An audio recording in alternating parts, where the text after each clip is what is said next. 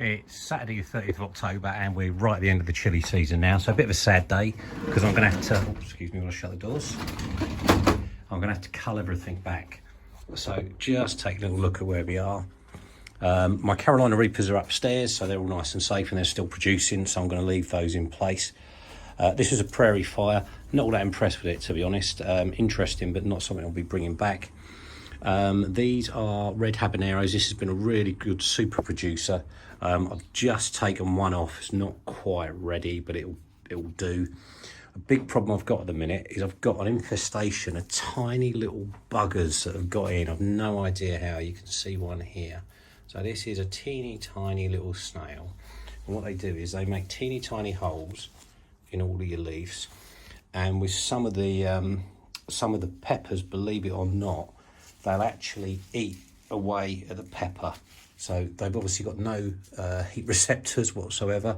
So I've had an awful lot of fruit that are ruined because they'll be missing, there'll be like bites out of them and they'll be stripped away on one side, which is really poor. So all I'm doing now is I'm just going to literally harvest the last. So these are some orange habaneros. I'm going to be harvesting the very last of the fruits that are in the greenhouse. You can see most of these are coming to an end now anyway. Got some lovely boots here to come off, so these are a nice late fruiting, super hot, and the paper lanterns have gone absolutely crazy. Again, these were a late spurt, but they've gone absolutely ridiculous. I'm really proud of these. So today I'll be culling all of these back. I'll be keeping what I can, bidding what I can't, and ultimately what I'm going to be doing with the really good producing plants is what I've done with this Trinidad Scorpion. So what I'll be looking to do is I'll be looking at, say, let's take this one for instance. So this is one of the really good producing red habaneros. So what I'm going to be doing is I'm going to be cutting it right back. I'm going to be cutting it back about a third. I'll be cutting it above. There's like usually there's a Y shape above where the stem separates, and you want to go up to the first set of joints and cut above them. So I'll be chopping all of this off. Look, little bugger slug on there as well. I'll be chopping all of this off that's useless to us, and I'll be repotting them into some fresh soil, stripping all the leaves off them, so I'm left with this quite sorry looking individual plant. These I'm going to take to work. I've got a lovely sunny windowsill at work, where I'll lay these down over the winter. Not looking for them to grow or anything, but hopefully they'll come back next year. And I'm only doing this with the really good producing plants, so certainly I'll be doing it with my Carolina Reapers that have been absolutely crazy. I've already done it with the Trinidad Scorpions. I've got some boots I need to do, and a few others. So what I'll do is I'll sign off for now. I'll start clearing all this back, and I'll get back on once I've done it. Cheers.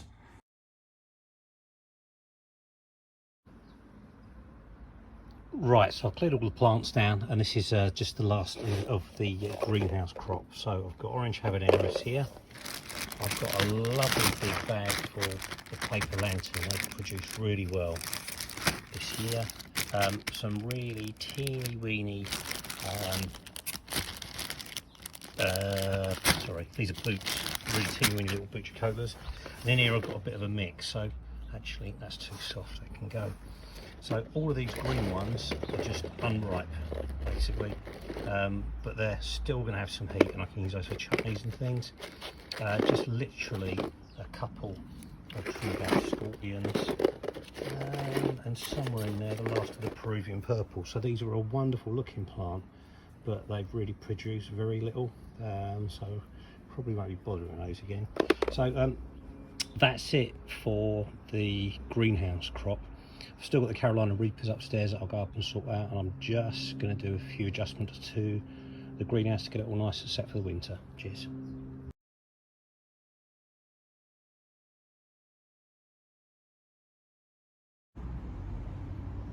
Right, we are back in the greenhouse after the big tidy up. As you can see, it looks very different now. All of the chilli plants have been harvested. I've got some brugmansia that I've dug out, my lovely trumpet flowers that I need to overwinter, need to keep them nice and warm. And all I've got left really is fuchsias from my hanging baskets, some herbs, the various vines that I have in my hanging baskets, the foxgloves that I put into my vegetable patch after all of the poor old tomatoes pegged it, and here are my overwinter prepared chilies. So as you can see, all I've done is exactly what I said. So you trace the stem up, you find the V-shaped split, and then you cut above the last nodules. I've cleared out a lot of the dirt, a lot of the soil. You get mites and all sorts of crap in those. So this is all fresh garden soil. So hopefully I won't be bringing any gribblies in with me. Well, we've got 3, 6, 9, 12, 13, 14, and I've got another 6 upstairs I need to do. So that takes me up to 20 plants for overwintering. Overwintering can be a bit hit and miss. I didn't have any luck last year at all. Nothing made it through the winter, unfortunately. But you know, you've got to be in it to win it. And some of these, so this Trinidad scorpion here, I've got this one marked up. This was kind of a super producer. This went absolutely crazy for me. So it would be nice to get them back. I've got enough seed sorted for next year. I don't need to worry too much if I don't. But it doesn't really cost me anything other than a bit of soil and a little bit of effort just to keep them, you know, dry-ish, not too wet over the winter, just so that their root bowls are nice and warm and ready for the springtime 2022. So let's keep our fingers crossed. Right, so that's the cleaned out greenhouse. Always a bit sad, this, hate the autumn. But it's, you know, it's all part of the circle of life and all that kind of old nonsense. Last thing I'll do then is I'll sort out my Carolina Reapers and be good to go. Cheers.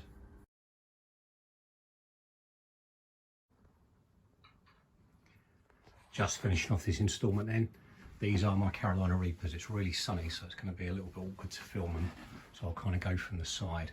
So these are still producing. Look at these. It's a really, really good crop off of these. Great plants. I'll definitely be overwintering these plants. They're very, very strong. So you can see the beautiful fruits here.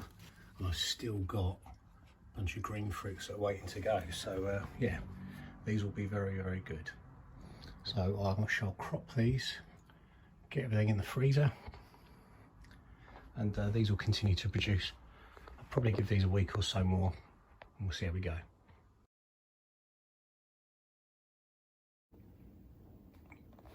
Just having a bit of roundup of the crop then for the year. It's pretty amazing.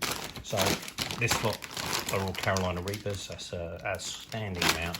The Trinidad scorpions, as you know, went absolutely crazy, so they're all good. Butcher Coatlers, so these are all the super pots, obviously. That's a very respectable showing. These I'm particularly proud of. So these are the red habs, which I've tried for a couple of years to grow unsuccessfully. They've been crazy. Orange habs, very smaller, far smaller fruit if you compare them to the reds. But they're great fun. We're happy with those. Pink lanterns, obviously these are the ones I've just harvested.